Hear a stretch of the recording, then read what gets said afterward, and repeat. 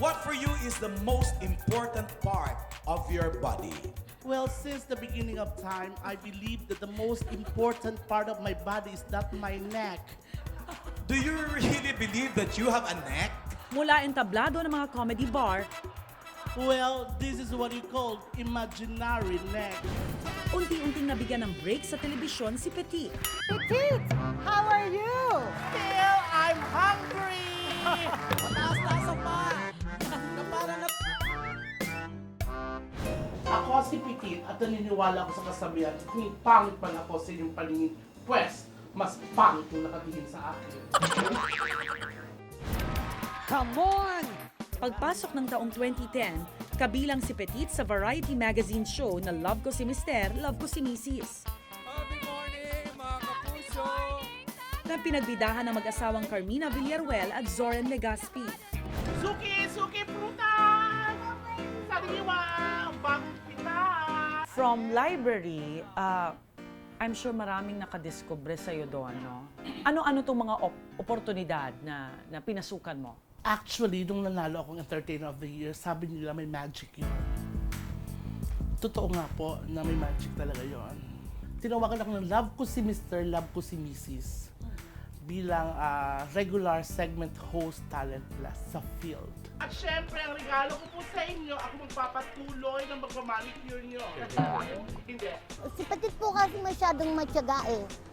So, kung bakit po siya nakapasok sa mga pelikula, sitcom o kung ano-anong mga guesting, kasi iba yung dating niya eh. Para talagang, kumbaga sa ulam, kompleto rekado siya. Noong sumunod na taon, naging audience warmer si Petit. At kalaunan, naging segment host din siya ng longest running noontime show na Eat Bulaga. Siguro nakita ng Itbulaga yung effort ko. Kasi tuwing nag-register ako, nakakita pa rin ako. Kasi ang rason ko, lumalabas ako sa TV. So kinuha nila ako bilang segment host talent. Sa Ikaw Na The Best Ka. Nag-run yun ng 9 months. Nasa Buendia na rin naman tayo. Let's go! Let's go! Tama! 205 pounds po hinahanap namin! Ito na, Petit. Tara na, Dabarkas. Bago bumiyahe, magtimbang na. So, ibig sabihin, tumaas yung value mo as an Oo. artist, di ba? Because of Tsaka, Itbulaga. pag may kumukuha sa yung show, Rockets, pwede tama Itbulaga. Ganun. Hindi mahirap i-market. Dahil daw sa nagustuhan siya ni Bossing Vic Soto, isinama na rin si Petit sa mga sumunod niyang pelikula. Tulad ng Ang Darling Kong Aswang noong 2009.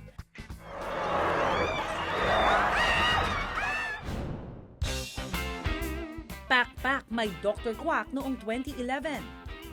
At si Agimat, si Enteng at si Ako noong 2012. Ang layo na rin, no, ng nalakbay ng iyong career.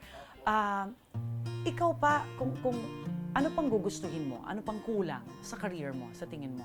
Wala tayong kakontentuhan eh. Hanggang pwede pa i-go natin eh. Eto sa akin, i-go ko ang lahat basta sa pamilya ko. Pero kasabay ng pag-angat ng karera ni Petit, isang malaking dagok naman ang dumating sa kanyang buhay. Throughout our interview, lagi mo sinasabi, para sa pamilya, lahat, ano? Dumating din ba sa punto na talagang yung pinagtatrabahuhan mo ay halos wala nang matira para sa'yo at talagang sa pamilya mo? 2010 is the worst year for me. Kasi doon October, na-stroke yung tatay ko. Kasi kailangan niya ng i-admit, ICU. So, kahit wala na ako, meron pa po ako mama, papadala ako.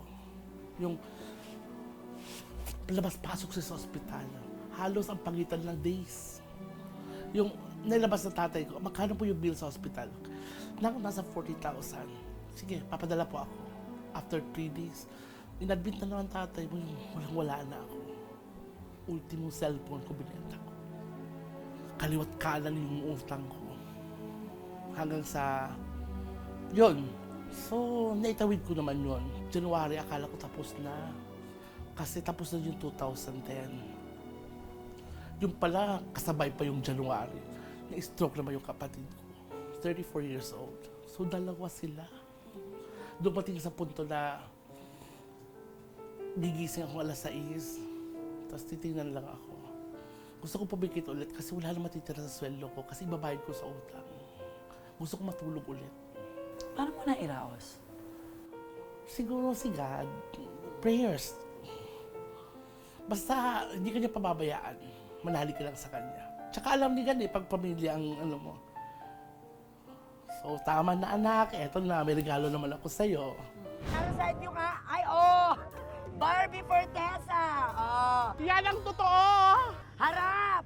Senator Franklin Trilon!